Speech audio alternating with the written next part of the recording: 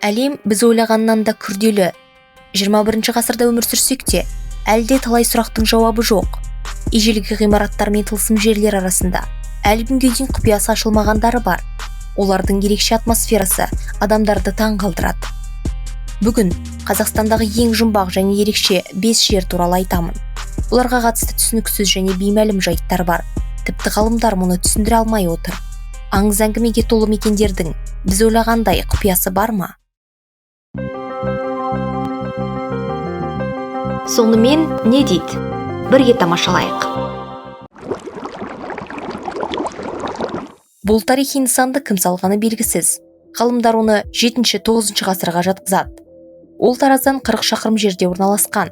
Иә, бұл ежелгі ақыртас қалашығы. Оны қытайлық шапқыншылардан қорғану үшін ғұндар салған деген тұжырым бар. Алайда оның негізін кім қалаған туралы ғалымдар бір пікірге келмеген. Кейбірі бұл буддистер ғибадатханасы деп санайды. Ақыртастың көлемі футбол алаңымен бірдей болады.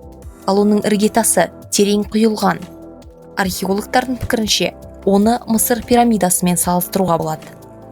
Мұндай құрылысты кез келген адам сала алмайды. Бірақ ақыртастың шығу құпиясы бұл жерге туристерді тартады. Қалашықтың ерекше энергиясы өз алдына. Тастардың арасында жүрген адамдар өздерін ерекше сезінетіндерін, толқитындарын айтқан. Ал кейбір тастар керісінше шаршағанды басады, жеңілдетеді. Кейбірі өзге ғаламшарлықтарды осында көрдік дейді екен. Ал сіз бұған сенесіз бе? Пікір қалдырып кетіңіз. Бұл жұмбақ жер Қызылорда облысының Арал ауданында орналасқан. Барса келмес Арал теңізіндегі кішігірім арал болған. Бірақ Арал теңізі таязданып кеткен соң 2009 жылы ол Арал деген кейпінен айырылды. Сайсала батпақты жерге айналды. Бұл жер қазақстандық Бермуд үшбұрышы деп аталады. Неліктен? Біздің ойымызша, бұл оның атауына байланысты. Барса келмес қайтып оралмайды дегенді білдіреді. Аралға қатысты көптеген аңыз бен әңгімелер бар. 60 жылдары советтік экспедицияның осы Аралға барлауға барғаны туралы деректер интернетте таралып кетіпті. Экспедиция тиісті жерге жеткенде кенеттен қалың тұман пайда болып, радио байланыс үзілген. Шамамен 1 сағаттан кейін тұман сейіліп байланыс қалпына келген. Бірақ рация арқылы орталықпен байланысқан кезде ғалымдар 3 күн бойы хабарға шықпаған дейді.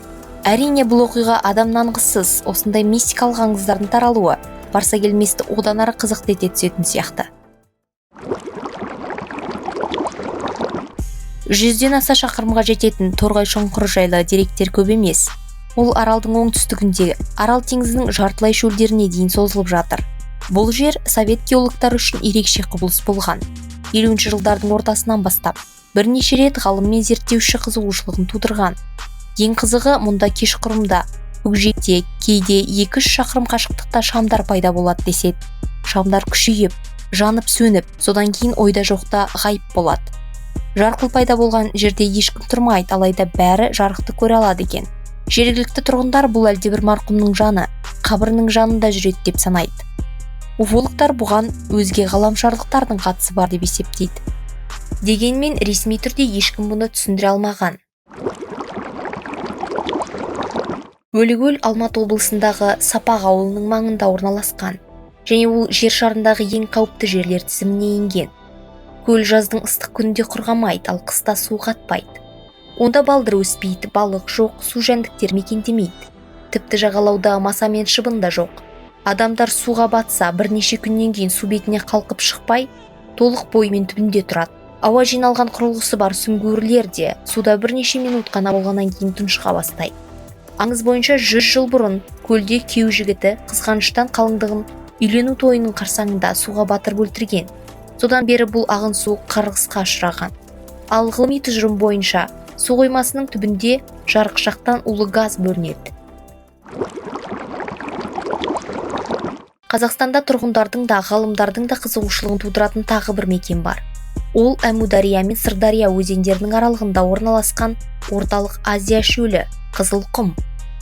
Мұнда әлі де әртүрлі зерттеушілерді қызықтыратын біршама аз зерттелген аномальды аймақтар бар.